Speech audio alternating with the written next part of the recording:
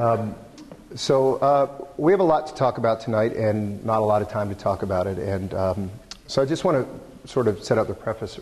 I also would like to thank all those that invited me back, President for inviting me back, and Kathy and Jared for also making it happen. And for those of you who have not met Heather, Heather and I worked together the last 3.5 years. She actually lived in Geneva for 5 or 6 years. So she had a chance to come back and make this all happen as well, so I want to thank her. And I want to just jump right into it, which is I'm here for you.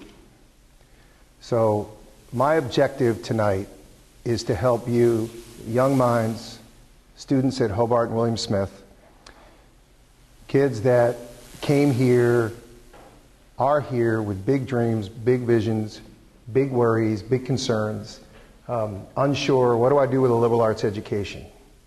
I am taken by the philosophy that you guys are living by, which is building a life of consequence. And in building a life of consequence, there's lots of ways to define consequence. You have to define it for yourself. But I learned along the way that everything you do has an effect on your community, has an effect on society, has an effect on friends, family, good things we do, bad things we do. But Facebook is a great example of where I think the world is going, which is it's a network effect business, which is Facebook is useless and worthless unless you join. And if you join and nobody else joins, there's nothing to do. Can't play a game against somebody else, can't poke somebody else, you can't communicate, there's no reason for the chat. And it's a network effect, which is the more people that come in, the more people that join. The more people that join, the more content gets added. The more content that gets added, the more there is to do. The more there is to do, the more often you come. And life is very much the same way, which is you get out of life what you put into life. If you choose not to participate, there's no network effect. If you choose to contribute, you may be wrong, you may make a mistake, but you're in the game. The things that I do, the things that I like, are creating opportunity, creating hope, creating jobs, creating an opportunity for people that I work with to go on and achieve the success, the aspirations, the goals, the passions that they have. And that became very important for me. And I didn't really realize it until I moved out to California and took the Yahoo job in 2002 and began to understand just how impactful the internet was. When we got out there, there were 200 million users of Yahoo. When I left, there were 500 million. And it dawned on me that somewhere around this year, maybe next year, the year after, over half the world is going to be connected. Think about that. Over half the world is going to be connected. And when you think about the impact that Facebook has had, how many of you use Facebook? Let the record show we asked everybody raise their hand. And so to me, when I thought the world was going to be connected, I thought everybody was going to be connected to the internet. Zuckerberg went further and said everybody's going to be connected to each other. And if you use their algorithms now, I'm beginning to be connected to people that I hadn't thought about since I grew up in Dobbs Ferry, New York. So I've now had 2 people last night find me that I haven't found since I left there at 10. And so when you think about a life of consequence, you realize just how connected we all are. We live in a connected world. I have felt, and a couple of you have heard me say this, that I'm living the American dream. I came to Hobart and William Smith. I had absolutely no idea what I was going to do. The journey is the fun part. Making yourself available to things. Opening yourself up, not being afraid to succeed, not being afraid to fail. These are the things that help the people that I've come in contact with achieve. The founders and the entrepreneurs that I know, all who run or created the companies that you know, use, and play with, they're all people that had really just 1 or 2 things in common. They stopped worrying about whether or not they had an MBA, stopped worrying about what the name of their school was. They stopped worrying about what you or I thought of their idea. And they went all in. They said, I have a vision, I have a view, I have a belief, It's not important to me that you understand it or agree with it, because I'm creating something that hasn't been created yet, so how would you understand it? And they fight and they fight and they fight and they fight and they don't care. They don't worry about the rules. To have tried to buy Facebook in 2005. And so I met a kid, both born in Dobbs Ferry, New York, both moved to the West Coast. Unfortunately, I'll tell you the story with then candidate Obama when I introduced him to Zuckerberg. But I tried to convince this guy to sell his company to Yahoo for $1 billion. And he said, Dan, what would you do if you were me? And I said, well, I'm completely biased. Obviously, I just put $1 billion in front of a 21-year-old kid. So I think you know which way I'd like you to go. And he said, well, what would you do? And I said, do me a favor, call your mom and say some other guy from Scarsdale, and now Scarsdale, but Dobbs Ferry then, offered me $1 billion. I'm going to make $400 million. Mom, what should I do? Now, my mom would have been an easy answer. Take the money. He came back, and he reluctantly agreed, and then the deal ultimately fell apart because he never, ever, ever wanted to sell, ever. And it's because he believed it wasn't about the money. It was about the impact he can make on the world. What if he can connect the whole world to the internet? What if he could connect everybody to everybody? He's fiercely focused on building the product, the service, the business, and what it can do.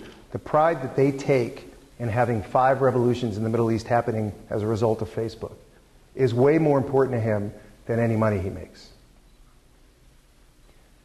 My company, Chegg, small company now, growing fast. How many of you rent your textbooks from Chegg? Thank you. Discounts to follow.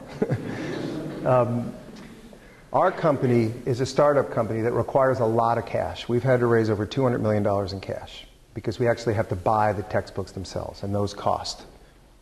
And yet, we believe as a good corporate citizen, we need to be giving back. So every time somebody rents, we plant a tree.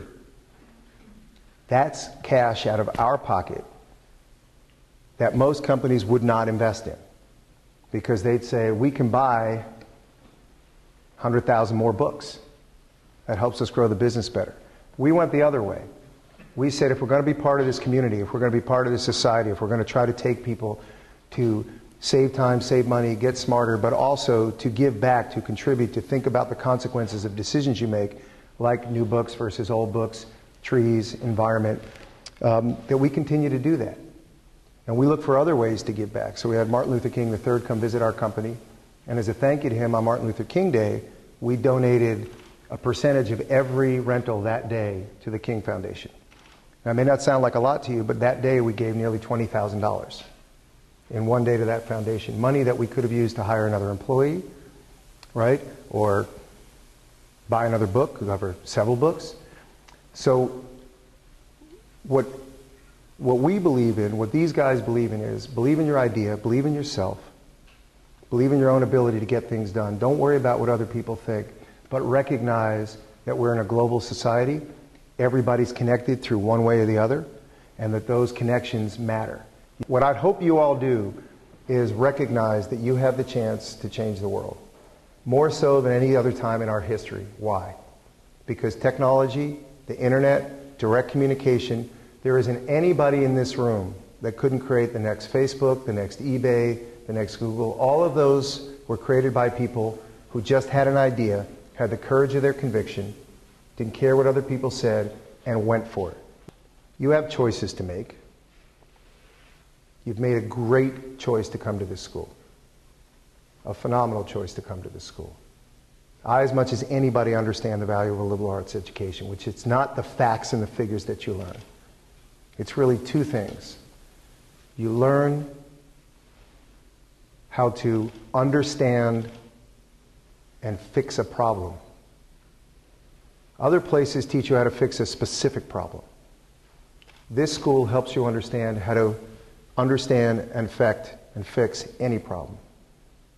And the second thing that it does is it ought to give you the confidence to recognize that you don't always have to have the answers.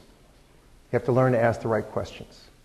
And so I got 2 things out of this school that will stay with me forever, which is I learned that I could have the confidence to take on any issue. Believe me, and you were saying at the beginning, I got a C in computers here. And by the way, I took computers because all the other classes were filled. So I had no idea where my life was going to go. I had no idea I was going to be involved in technology. And I never became an engineer, never became a programmer. And yet, what I began to understand was how to understand opportunities, how to understand circumstances, how to figure out the right structure to solve a problem regardless of what it was. And that has had the ability to change my life. But I will tell you, let's go back to the education that I feel so fortunate and grateful to have gotten right here at the colleges, which is, let's ask what we're really asking, which is, the question is, what is the right decision for me? And here are the variables. The variables are, I have loans and I need to pay them. I can take a job that helps me pay those loans, and that may or may not help generate a future that I want. Or I can go into something that will make it more difficult to pay off those loans, but is more in line with what I want to do with my life, my passion, and if it succeeds, I can win big, but if it fails, I can still move on and do something else. So the question we're asking is, what's going to make you happy? We have great leaders from every profession, whether it be from acting or whether it be from sports, or these CEOs, and the commonality between all of them is the courage to fight through the doubt. Most of us give in to the doubt. How many of you said, I got a great idea, and then the next day you're like, I got other things to do. These are the people who say, I got a great idea and I'm going to do it. That's the difference between them. They actually take it from thought to practice. And it's an amazing group of people. I love it. And I think there's a lot of people that have come out of this school that are just like that. Okay? Thank you, everybody.